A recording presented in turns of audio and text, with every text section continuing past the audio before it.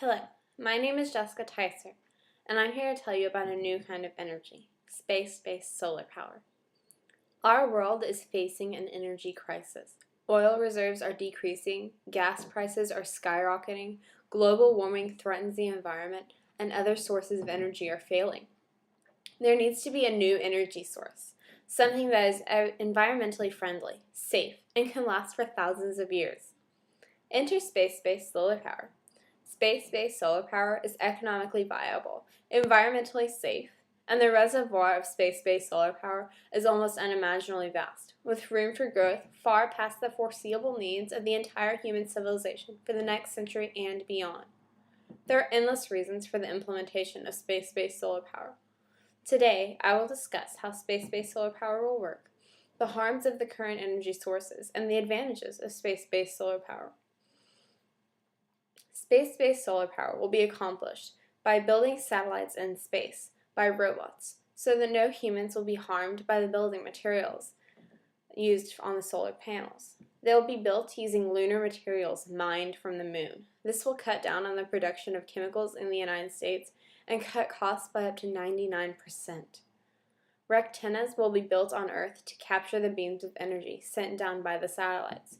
These beams will be the same frequency as microwave oven beams. They will not be dangerous to humans, animals, or the environment. They are so low in frequency that you can even walk through them and barely feel warm.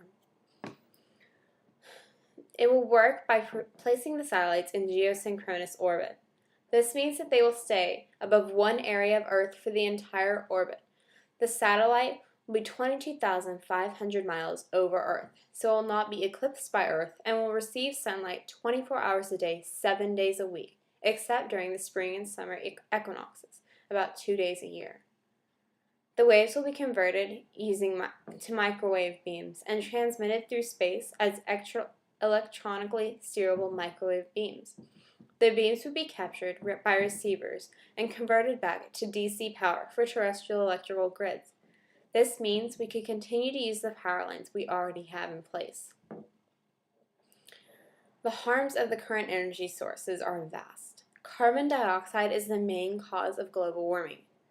Using fossil fuels is threatening environmental catastrophe. The consequences of Mother Nature can and will ruin the lives of hundreds of millions. By switching to space-based solar power, we will decrease the amount of fossil fuels we consume. This will help our environment and save the human race from deadly threat. Nuclear waste is also dangerous on two separate levels.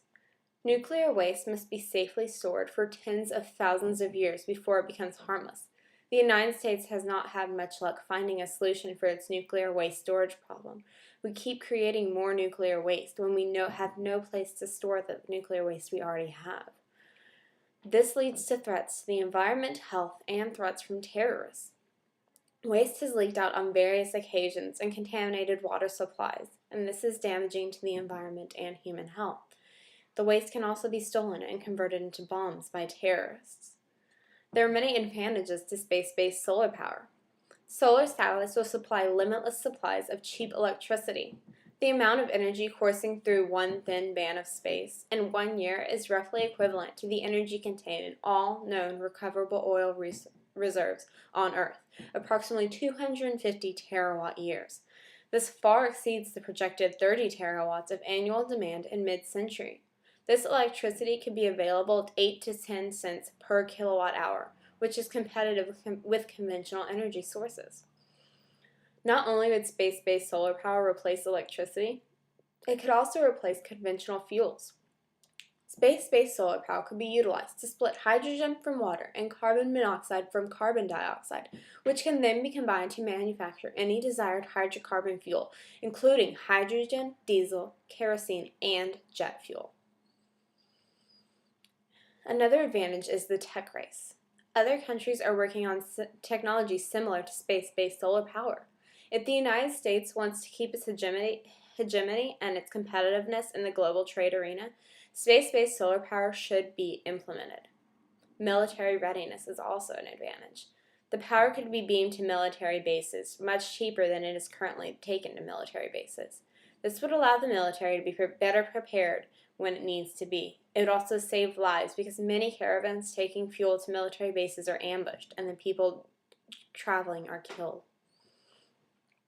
Mark Prado, an advocate of space-based solar power, had this to say: "Why put solar power plants in space?